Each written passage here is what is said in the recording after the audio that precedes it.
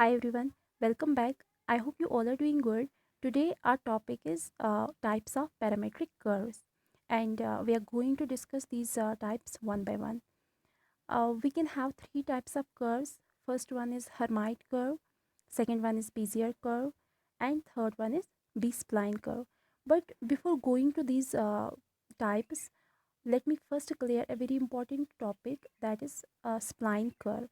Okay, let's start.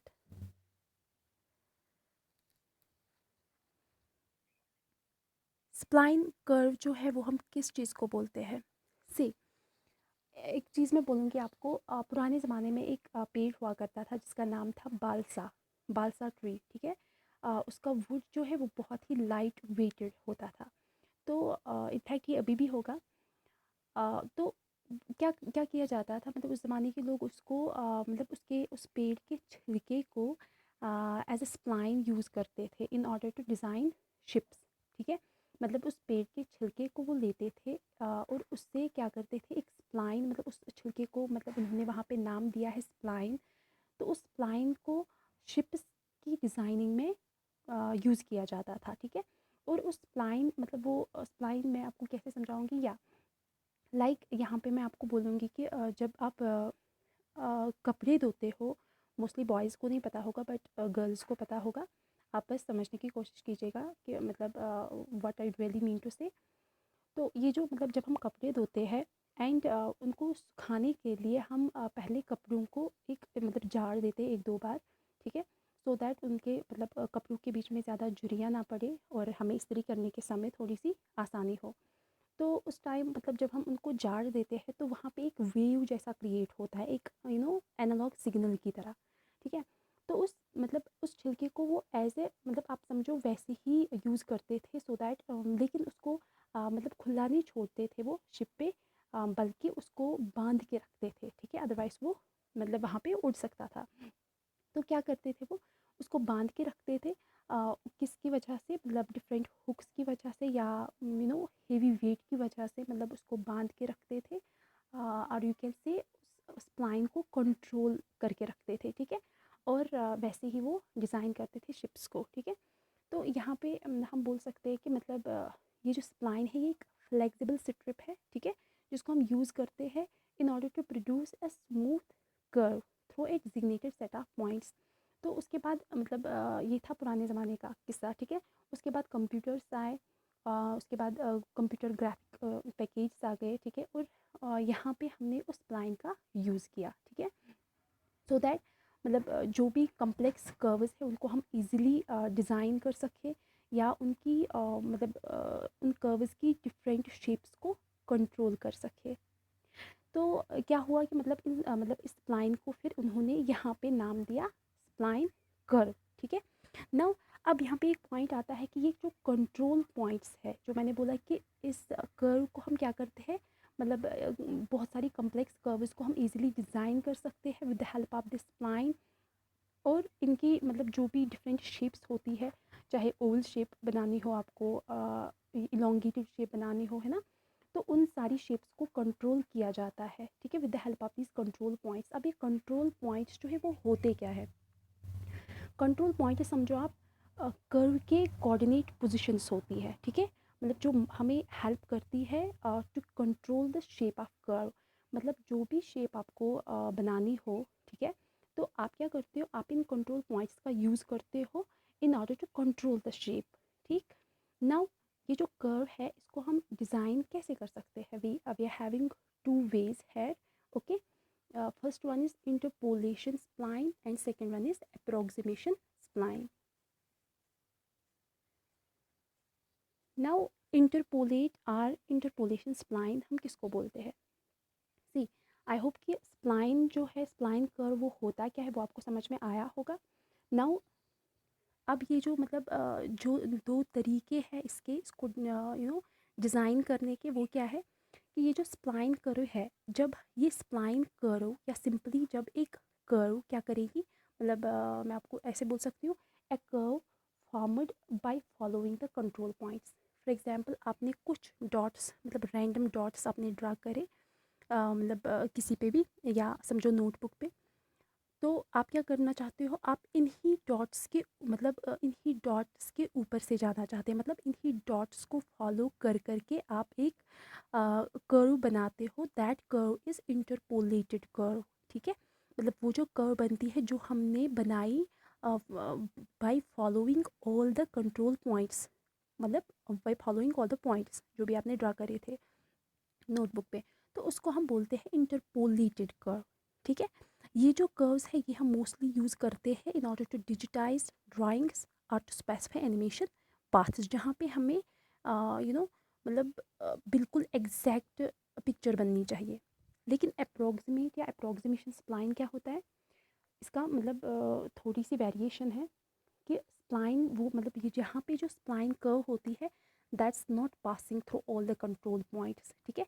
Simply हम बोल सकते हैं a curve formed bye not completely passing the control points. सिर्फ जो स्टार्टिंग पॉइंट होता है और एंडिंग पॉइंट, वो दोनों पॉइंट जो है वो मीट होते हैं, ठीक है। मतलब कर्व स्टार्टिंग पॉइंट से स्टार्ट होकर एंडिंग पॉइंट पे पहुंचती है, फिर बीच में वो कहाँ जाती है, वो कैसे कंट्रोल होती है, मतलब बराबर होती भी है, मतलब by following the control points are not, वो ज़रूरी नहीं है। यहाँ पे अप्रोक्सीमेशन मतलब अप्रोक्सीमेट वैल्यूज़ को लिया जाता है, इनको कंट्रोल किया जाता है, मतलब ये इन जो कंट्रोल पॉइंट्स होते हैं उनके मतलब नियरली, मतलब उसके नियरली पास हो सकते हैं, लेकिन ज़रूरी नहीं है कि ये उन पॉइंट्स को फॉलो करे, ठीक है। मतलब उनके ऊपर से ये ड्रा नहीं होती है ये वाली कर्व। तो सिंपली क्या है, इंटरपोलेटेड कर्व जो है वो है कि जो हर एक पॉइंट को पास कर करके जाती है, मतलब बनती है। और अप्रोक्सीमेटेड कर्व होती है जो जिसका सिर्फ first and last point meet होता है, और बाकी पॉइंट्स जो है वो मिल भी सकते हैं और नहीं भी मिल सकते हैं, ठीक है।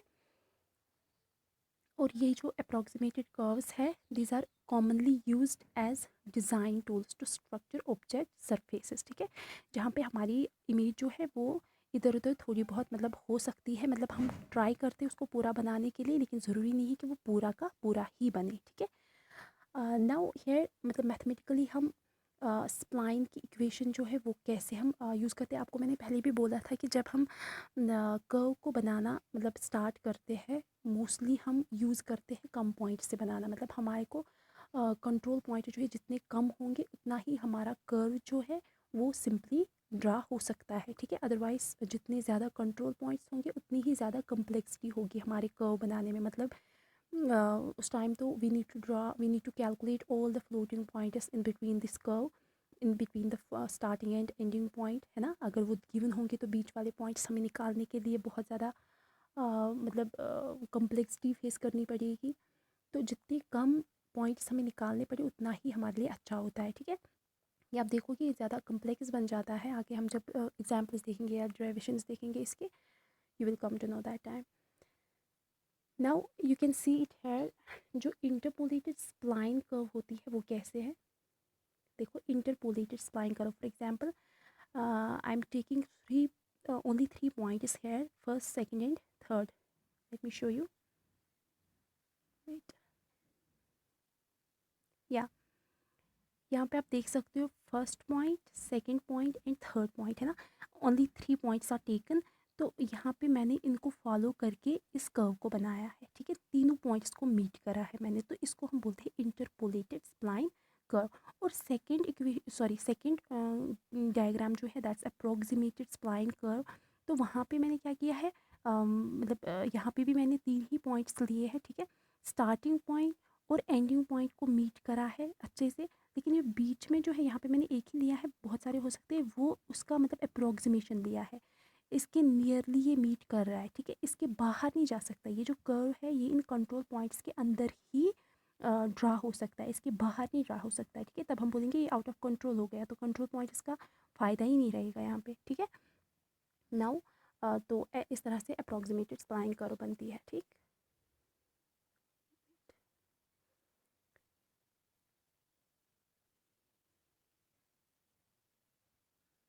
या नाउ मैथमेटिकली मैंने बोला था कि मतलब ये जो स्प्लाइन होती है इसकी इक्वेशन हम कैसे लिखते हैं, मोस्टली हम कौन सा इक्वेशन लेते हैं, we are taking cubic polynomial form, ठीक है।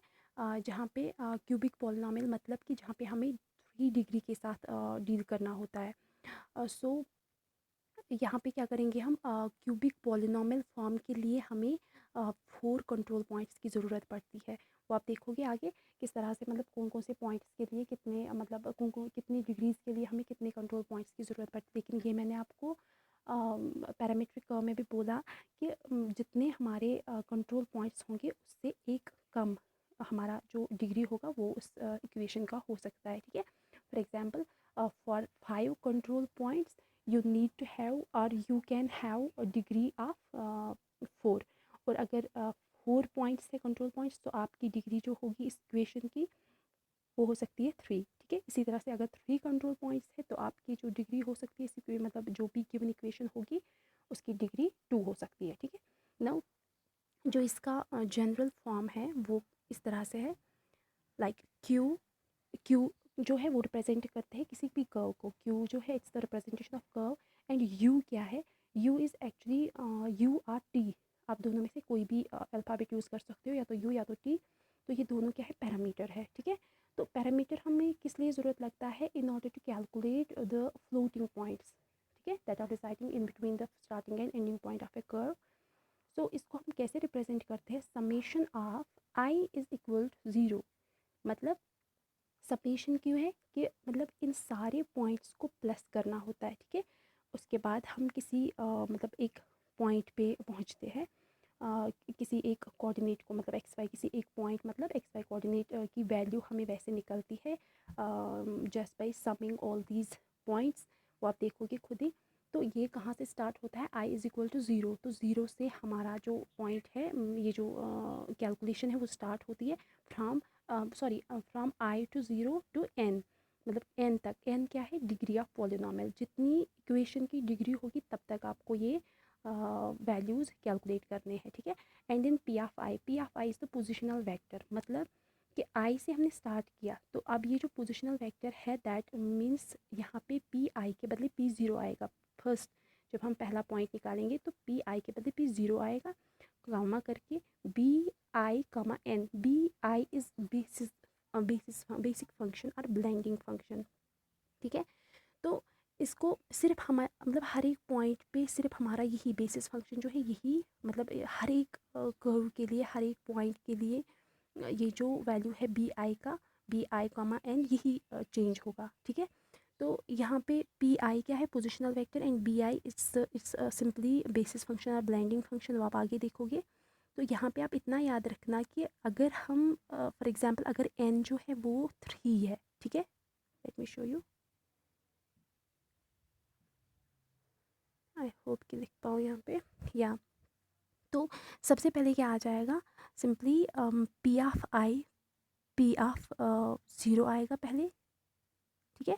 And then B of I means B zero and then नहीं लिख पा रहे हैं यहाँ पे,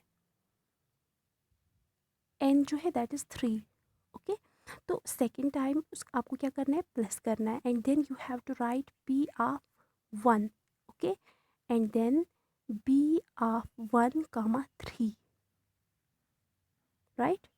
देन प्लस करके फिर से, because we have to apply summation formula है, प्लस करके फिर से क्या करोगे आप, P of 2 and then B of 2 comma 3। तो कब तक जाना है, प्लस करके पी ऑफ 3 कामा करके बी ऑफ 3 कामा 3। तो यहाँ पे हमें रुकना है ना। तो इस तरह से जो हमारी इक्वेशन है वो आ जाएगी। और हम एंड पे ये जो पोजिशनल वेक्टर है इनको हम चेंज कर सकते हैं with respect to the X and Y coordinates, है ना। तो इस तरह से हम इन वैल्यूज़ को निकाल सकते हैं, okay. So this is the equation of the spline curve. ये आपको यूज़ करना है डिफरेंट कर्व्स, मतलब जो इसके टाइप्स है उसमें आपको यूज़ करना है। हम देखेंगे कहाँ कहाँ पे वेरिएशन आएगी। You just need to remember this very equation. जैसे हमने बहुत मतलब आगे पहले भी इक्वेशंस करे उनको भी आपने ऐसे ही लर्न किया, है ना। तो ये इसकी जनरल इक्वेशन है।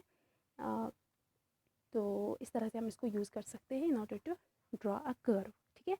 आई होप कि यहाँ तक आपको अच्छे से समझ में आया होगा कि स्प्लाइन जो है वो हम किस चीज़ को बोलते हैं। मैं फिर से बोलती हूँ कि स्प्लाइन जो है ये एक मतलब स्ट्रिप होती है, एक फ्लेक्सिबल स्ट्रिप होती है, ठीक है, जिसकी वजह से मतलब जिसको हम कंट्रोल करते हैं, जिसकी वजह से हम एक कर्व बनाते हैं, ठीक, और उस कर्व की शेप को कंट्रोल कर सकते हैं with the help of different control points.